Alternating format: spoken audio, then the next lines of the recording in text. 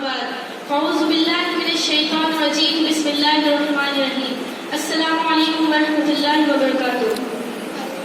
آج مجھے اس موقع پر نماز بے اثر کیوں ہو گئی اس عنوان سے لب و کشائی کرنے کا موقع ملا ہے۔ سب سے پہلے مجھے آپ کو یہ بتانا ہے کہ جو نماز ہم پڑھتے ہیں اور اس سے جو فائدے ہمیں حاصل ہونے چاہیے وہ ہمیں حاصل کیوں نہیں ہو رہے۔ کیا بات ہے کہ ہم نماز پڑھتے ہیں پھر بھی ہماری زندگی نہیں سدھر رہی، ہمارے اخلاق پاکیزہ نہیں ہو رہے؟ تو اس بات کا میں مختصر سا جواب یہی دے سکتی ہوں کہ آپ نماز پڑھتے ہی نہیں، اور اگر پڑھتے ہیں تو اس طریقے سے نہیں پڑھتے جو اللہ اور اس کے رسول نے بتائی ہے۔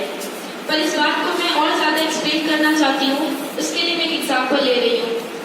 یہ گھڑی جس میں مختلف قسم کے پارٹ پرزے ہیں، ان کو جب ترتیب سے رکھا جاتا ہے اور اس میں چابی دی جاتی ہے تو یہ گھڑی حرکت کرنا شروع کر دیتی ہے۔ جب ہم اس کے پارٹ پرزے کو ایک دوسرے سے الگ کر دیتے ہیں اور اس کے بعد چابی دیتے ہیں تو یہ حرکت نہیں کرتی، کیونکہ ہم نے اس کی ترتیب کو توڑ دیا ہے، آپس میں اس کا تعلق توڑ دیا ہے۔ اور اگر کوئی شخص دور سے دیکھتا ہے تو وہ یہی سمجھتا ہے کہ یہ گھڑی ہے، اس کی صورت بالکل گھڑی جیسی ہے، اور یہی امید کرتا ہے کہ اس گھڑی سے جو فائدے حاصل ہونے چاہیے وہ ہمیں حاصل ہو۔ وہ دور سے یہ دیکھ رہا ہے کہ ہم اس میں چابی دے رہے ہیں تو وہ یہی سمجھتا ہے کہ ہم اس میں چابی دے رہے ہیں، اور یہی توقع کرتا ہے کہ اس میں چابی دینے کے بعد جو نتیجہ ظاہر ہونا چاہیے وہ ظاہر ہو۔ ٹھیک اسی طرح فزیکلی تو ہم نماز پڑھ رہے ہیں، یہ شو ہو رہا ہے کہ اب ہم سجدے میں جا رہے ہیں، رکوع میں جا رہے ہیں اور سلام کر کے اپنے نماز کو ختم کر رہے ہیں، بٹ ہمارے اندر کا جو سول ہونا چاہیے، انٹرسٹ ہونا چاہیے، نماز پڑھنے میں جو خوشو خضو ہونی چاہیے وہ سب کچھ غائب ہے۔ ٹھیک اسلام کو بھی اس گھڑی پہ قیاس کر لیجیے، جس طرح سے اس گھڑی کا مقصد ہمیں صحیح وقت بتانا ہے، اسی طرح سے اسلام کا مقصد ہمیں دنیا میں خدا کا خلیفہ بن کے رہنا اور ایک دوسرے کو حق کی دعوت دیتا رہنا، یہی اسلام کا مقصد ہے۔ اور اس کو قرآن صاف طور پر خود بھی بیان کرتا ہے، کنتم خیر امۃ اخرجت للناس تأمرون بالمعروف وتنہون عن المنکر وتؤمنون باللہ۔ سورہ عمران آیت نمبر 110۔ تم وہ بہترین امت ہو جسے نوع انسانی کے لیے نکالا گیا ہے، تمہارا کام یہ ہے کہ سب انسانوں کو نیکی کا حکم دو اور برائی سے روکو اور اللہ پر ایمان رکھو۔ وَكَذَلِكَ جَعَلْنَاكُمْ أُمَّةً وَسَطًا لِتَكُونُوا شُهَدَاءَ عَلَى النَّاسِ۔ سورہ بقرہ آیت نمبر 143۔ اور اس طرح ہم نے تم کو بہترین امت بنایا ہے تاکہ تم لوگوں پر گواہ ہو۔ وَعَدَ اللَّهُ الَّذِينَ آمَنُوا مِنكُمْ وَعَمِلُوا الصَّالِحَاتِ لَيَسْتَخْلِفَنَّهُمْ فِي الْأَرْضِ۔ سورہ نور آیت نمبر 55۔ اللہ نے وعدہ کیا ان لوگوں سے جو تم میں سے ایمان لائے اور نیک عمل کرے، وہ ضرور ان کو اپنی زمین پر اپنا خلیفہ بنائے گا۔ وَقَاتِلُوهُمْ حَتَّى لَا تَكُونَ فِتْنَةٌ وَيَكُونَ الدِّينُ كُلُّهُ لِلَّهِ۔ اور لوگوں سے جنگ کرو یہاں تک کہ غیر اللہ کی بندگی کا فتنہ مٹ جائے اور اطاعت بری کی بری سے اللہ کی ہو۔ سورہ انفال آیت نمبر 39۔ اب آپ کو میں یہ بتا رہی ہوں کہ نماز بے اثر کیوں ہو گئی۔ نماز بے اثر کیوں ہو گئی، اس کی اول وجہ تو یہ ہے کہ نظام جماعت باقی ہی نہیں رہا۔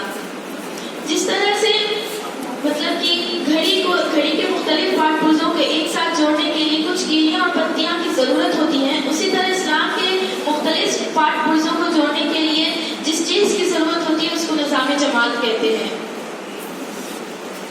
یعنی مسلمانوں کو ایسا سردار چاہیے جو صحیح علم اور تقویٰ کی صفت رکھتا ہو، جماعت کے دماغ مل کر اس کی پوری مدد کرے، جماعت کے ہاتھ پاؤں اس کی اطاعت کرے، ان سب کی طاقت سے وہ اسلام کے قوانین نافذ کرے اور لوگوں کو ان قوانین کے خلاف ورزی سے روکے۔ اس طریقے سے جب پرزے ایک دوسرے کے ساتھ جڑ جائے اور ان کی ترتیب ٹھیک قائم ہو جائے تو ان کو حرکت دینے کے لیے چابی کی ضرورت ہوتی ہے، اور یہی چابی نماز ہے۔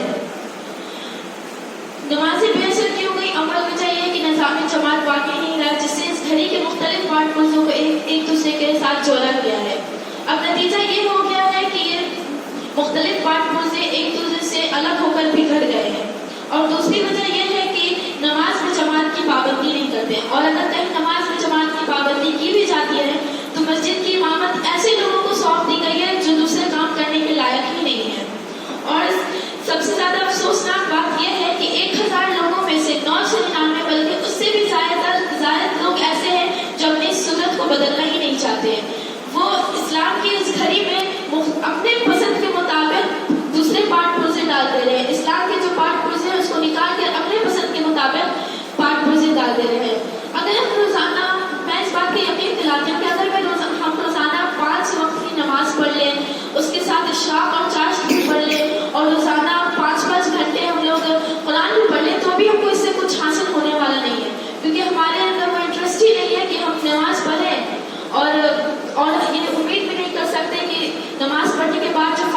حاصل ہو وہ حاصل ہو. اور ہم اپنی نماز کو اثر انداز ایسے بنا سکتے ہیں کہ ہمیں یہ احساس ہو کہ ہم اللہ کے سامنے کھڑے ہیں، اور اتنا بھی احساس نہ ہو